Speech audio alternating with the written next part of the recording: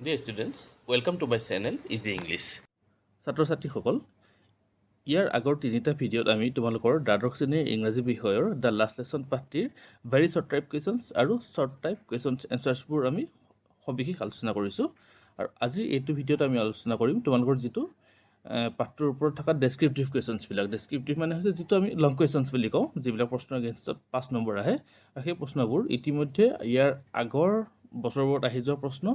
বা পৰৱৰ্তী সময়ত অহাৰ সম্ভাৱনা থকা এই সকলোবোৰ প্ৰশ্নৰ উত্তৰ আমি ইয়াত আলোচনা কৰিম আৰু আশা কৰোঁ তোমালোকে মনোযোগেৰে গোটেই ভিডিঅ'টো চাবা আৰু এটা ধাৰণা ল'ব পাৰিবা যে ডেছক্ৰিপটিভ কুৱেশ্যন এনচাৰবোৰ কিদৰে কৰা হয় ঠিক আছে এতিয়া আমি আগবাঢ়িছোঁ মূল ভিডিঅ'টোলৈ question number 1 what was the order from বাৰ্লিনৰ পৰা কি নিৰ্দেশ আহিছিল how did that order affect the people of Alsace particularly M Hamel and his students আৰু সেই নিৰ্দেশটোৱে এলচিএছৰ মানুহবোৰক কিদৰে এফেক্ট কৰিছিল বিশেষকৈ এম হেমেল আৰু তেওঁৰ ছাত্ৰসকলক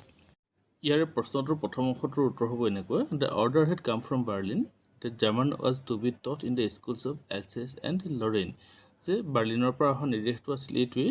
যে এলচিএছ আৰু লৰেইনত থকা বিদ্যালয়সমূহত কেৱল জাৰ্মান ভাষাহে পঢ়াব লাগিব the order brought all the routine hustle bustle of the school life to stand still আৰু সেই নিৰ্দেশটোৱে কি কৰিছিল যে স্কুলখনৰ যিটো দৈনিক হুলস্থুলীয়া পৰিৱেশ সেই পৰিৱেশটো একেবাৰে শান্ত কৰি পেলাইছিল the great bustle which could be heard out in the street আৰু বিদ্যালয়খনৰ সেই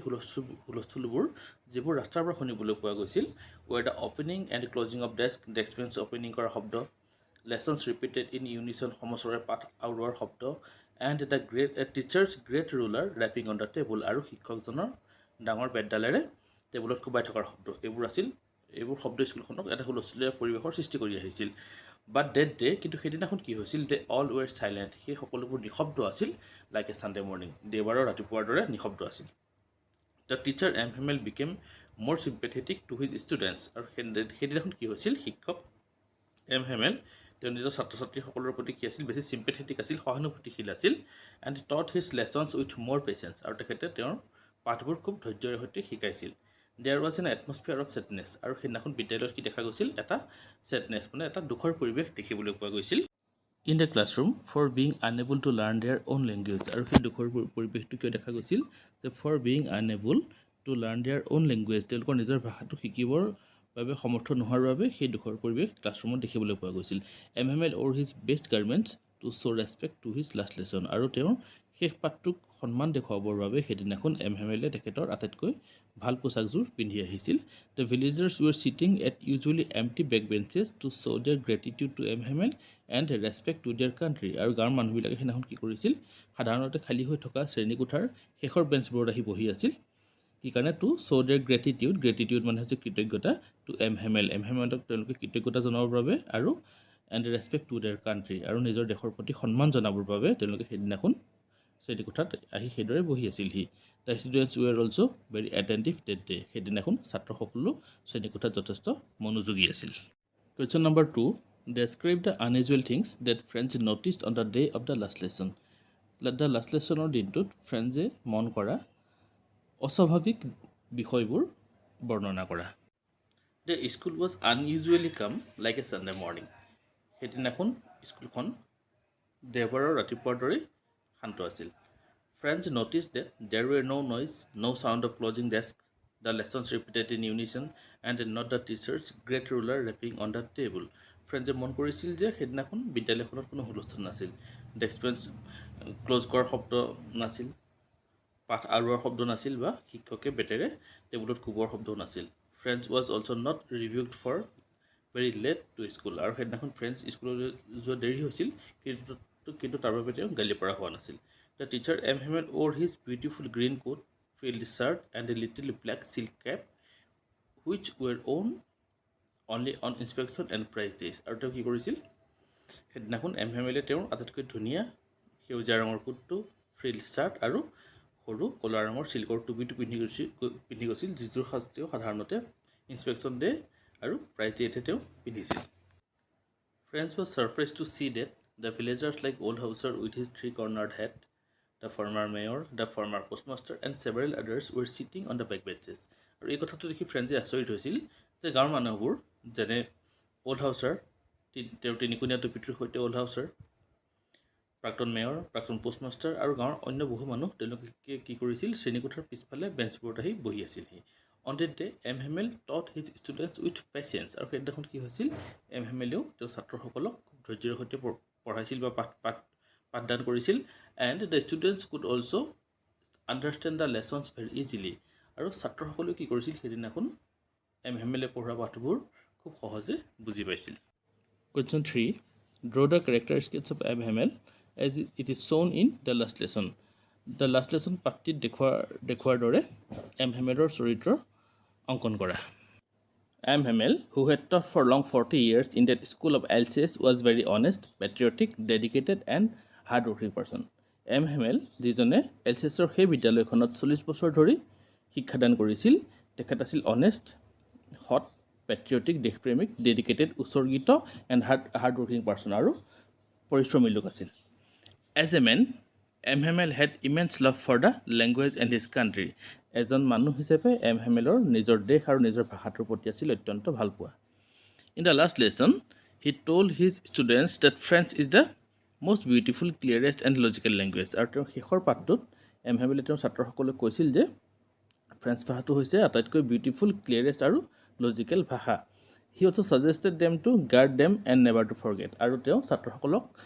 ছাজেষ্ট কৰিছিল উপদেশ দিছিল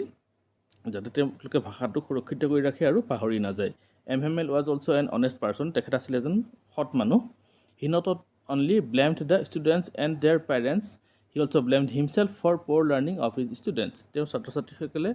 পঢ়িব নোৱাৰাৰ বাবে তেওঁ কেৱল ছাত্ৰ ছাত্ৰী আৰু তেওঁলোকৰ মাক দেউতাককে দুখ দিয়া নাছিল তেওঁ নিজকো তাৰ বাবে দোষাৰোপ কৰিছিল M Hamel was devoted two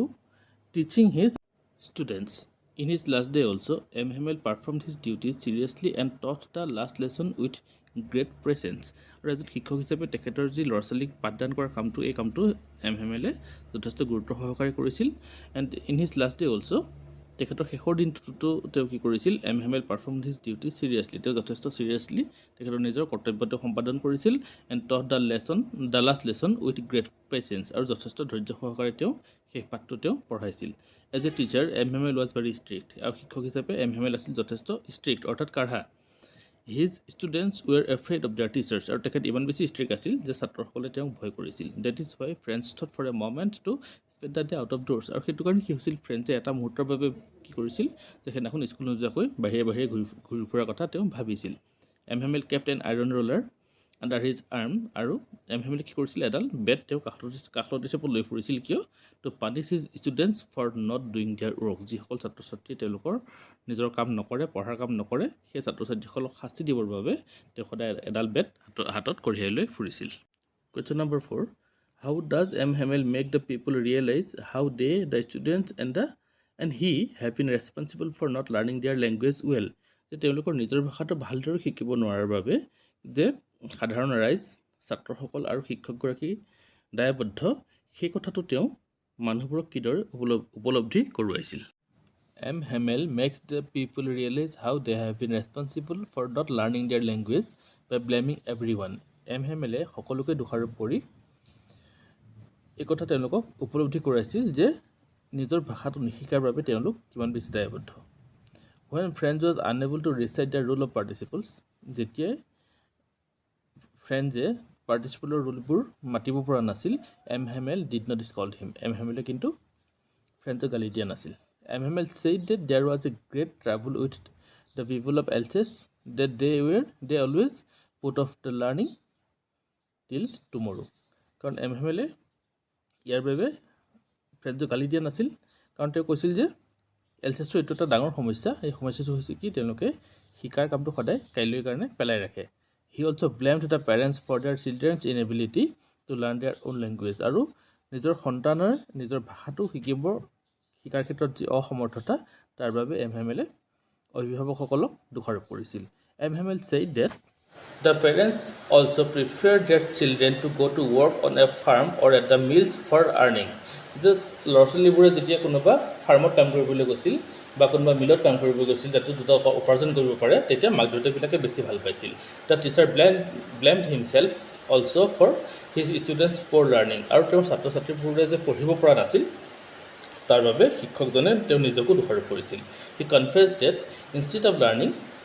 their lessons he often sent his students to water his flowers তেওঁ কথাটো স্বীকাৰ কৰিছিল যে কি পঢ়োৱাৰ পৰিৱৰ্তে তেওঁ ছাত্ৰবোৰ সাধাৰণতে কি কামত ব্যৱহাৰ কৰিছিল তেওঁৰ ফুলনিত পানী দিবলৈ লগাইছিল he also gave the students a holiday when he wanted to go fishing আৰু যেতিয়া তেওঁ মাছলৈ যাব বিচাৰিছিল তেতিয়া তেওঁ কি কৰিছিল আনকি স্কুল বন্ধও দিছিল Question number 5 who was friends friends কোন আছিল elucidate in your own words about the changes came in friends towards M Hamel and his mother tongue friends ফ্ৰেন্সৰ এম হেমেলৰ প্ৰতি আৰু তেওঁৰ মাতৃভাষা ফ্ৰেন্স ভাষাটোৰ প্ৰতি ধাৰণা কিদৰে সলনি হৈছিল সেয়া ব্যাখ্যা কৰা Franz was a little boy who studied in one of the schools of Alsace Franz আছিল এটা সৰু ল'ৰা যি এলচিএছৰ এখন বিদ্যালয়ত পঢ়িছিল he like the outworld more than the environment of the school আৰু ফ্ৰেন্সে স্কুলৰ পৰিৱেশতকৈ বাহিৰৰ পৃথিৱীখন বেছি ভাল পাইছিল when friends came to know that French would not be taught in the schools of Alsace and Lorraine. His feelings were changed towards French language and the teacher M. Hamel. যেতিয়া ফ্ৰেন্সে গম পাইছিল যে এলচেছ আৰু লৰেনৰ বিদ্যালয়বিলাকত আৰু ফ্ৰেন্স ভাষাটো পঢ়োৱা নহয় তেতিয়াই ফ্ৰেন্স ভাষাটো আৰু শিক্ষক এম হেমেলৰ প্ৰতি ধাৰণা সম্পূৰ্ণ সলনি হৈছিল when the teacher M. Hamel announced that French would not be taught in the schools of Alsace and Lorraine, যেতিয়া শিক্ষক এম হেমেলে ঘোষণা কৰিছিল যে এলচেছ আৰু লৰেনৰ বিদ্যালয়সমূহত ফ্ৰেন্স ভাষা আৰু পঢ়োৱা নহয় Franz felt the words like a thunder clap to him সেই শব্দবোৰ ফ্ৰেন্সৰ কাৰণে বজ্ৰপাতৰ দৰে আছিল Franz hardly knew how to read and write his own language ফ্ৰেন্সে প্ৰায় নাজানিছিল কিদৰে তেওঁ নিজৰ ভাষাটো লিখিব লাগে বা পঢ়িব লাগে the idea that he would not get to learn the language anymore made him sad আৰু এই যে তেওঁ আৰু ভৱিষ্যতে কেতিয়াও নিজৰ ভাষাটো পঢ়িবলৈ নাপাব এই ভাৱটোৱে তেওঁৰ মনত বৰ দুখ দিছিল French regretted for skipping his classes for seeking birds' eggs and sliding on the Sar. আৰু চৰাইৰ কণী বিচাৰি ফুৰা বা চাৰ নদীৰ পাৰত খেলি ফুৰাৰ বাবে তেওঁ যে ক্লাছবোৰ স্কিপ কৰিছিল ক্লাছবোৰৰ পৰা পলাই ফুৰিছিল তাৰ বাবে তেওঁ আজি অনুতাপ হৈছিল he felt his books like his old friends আৰু তেওঁ আজি কি লাগিছিল তেওঁ সেই কিতাপবোৰক তেওঁ যেন খুব পুৰণি বন্ধু সেই যেন অনুভৱ হৈছিল date he could not give up যাক তেওঁ কেতিয়াও ত্যাগ কৰিব নোৱাৰে হুইচ ৱেৰ চিমড নিউচেঞ্চ এ হোৱাইল এগো যিবোৰ কিতাপ কিছু সময় আগলৈকে তাৰ কাৰণে বুজা যেন লাগিছিল the idea that M Hamel was going away he would never see him again made him to forget all about his ruler and cranky nature আৰু এই এম হেমেল যে গুচি যাব এম হেমেলক আৰু জীৱনত তেওঁ কেতিয়াও দেখা নাপায় এই ভাৱটো যেতিয়া মনলৈ আহিছিল তেতিয়া ফ্ৰেন্সে তেওঁৰ এচাৰিডালৰ কথা বা তেওঁৰ যে খিংখিঙীয়া স্বভাৱ এই সকলোবোৰ কথা তেওঁ পাহৰি গৈছিল What were the subjects and topics taken up on the day by M. Hamel? সেইদিনাখন M. Hamele কোন বিষয় পঢ়াবলৈ লৈছিল How did friends find the topics? আৰু ফ্ৰেন্সে সেই বিষয়বোৰ পঢ়ি কেনেকুৱা পাইছিল On that day, M. Hamel taught the class about grammar. সেইদিনাখন M. Hamele প্ৰথমতে গ্ৰামাৰৰ পাঠ পঢ়াইছিল After grammar, he had taken a class in writing. গ্ৰামাৰৰ পিছত তেওঁ লিখাৰ ওপৰত এটা ক্লাছ লৈছিল Finally, he took a lesson in history আৰু শেষত তেওঁ বুৰঞ্জী পঢ়াইছিল M. Hamel also made his students realize the importance and significance of their mother tongue. M. Hamel লগতে শেষৰ পাঠটোত তেওঁ ছাত্ৰ-ছাত্ৰীসকলক উপলব্ধি কৰাইছিল the importance and significance of their mother tongue. তেওঁলোকৰ মাতৃভাষাৰ গুৰুত্ব আৰু তাৎপৰ্য সম্পৰ্কে তেওঁ উপলব্ধি কৰাইছিল M. Hamel was of the view that when a people are enslaved, M. Hamelৰ মত আছিল বা M. Hamelৰ মতে when a people are enslaved যেতিয়া এটা জাতি কাৰোবাৰ অধীন হৈ পৰে as long as they hold fast to their language যেতিয়ালৈকে তেওঁলোকে নিজৰ ভাষাটো খামুচি ধৰি থাকে it is as if they had the key to their prison তেতিয়া তেওঁলোকৰ কাৰাগাৰৰ চাবিটো হাতত থকাৰ দৰে হয় he suggested his students to guard their mother tongue and among them and never forget আৰু M. Hamele সাজেষ্ট কৰিছিল পৰামৰ্শ দিছিল তেওঁ ছাত্ৰসকলক কি কৰিবৰ কাৰণে যে তেওঁলোকৰ মাতৃভাষাটো যাতে সুৰক্ষিত কৰি ৰাখে আৰু কেতিয়াও পাহৰি নাযায় When French was asked by his teacher to recite the rule of participles, French got mixed up on the first words. যেতিয়া ফ্ৰেন্সক তেওঁৰ শিক্ষকে পাৰ্টিচিপলৰ ৰুলবিলাক গাবলৈ কৈছিল তেতিয়া ফ্ৰেন্সৰ কি হৈছিল যে প্ৰথম শব্দকেইটাতে তেওঁ খেলিমেলি লাগি গৈছিল He felt very bad for that আৰু সেইবাবে ফ্ৰেন্সৰ যথেষ্ট বেয়া লাগিছিল But French found the teaching and learning very interesting that day. কিন্তু কি হৈছিল সেইদিনাখন সেই শিকাৰ পঢ়াৰ গোটেই কামটো ফ্ৰেন্সৰ বাবে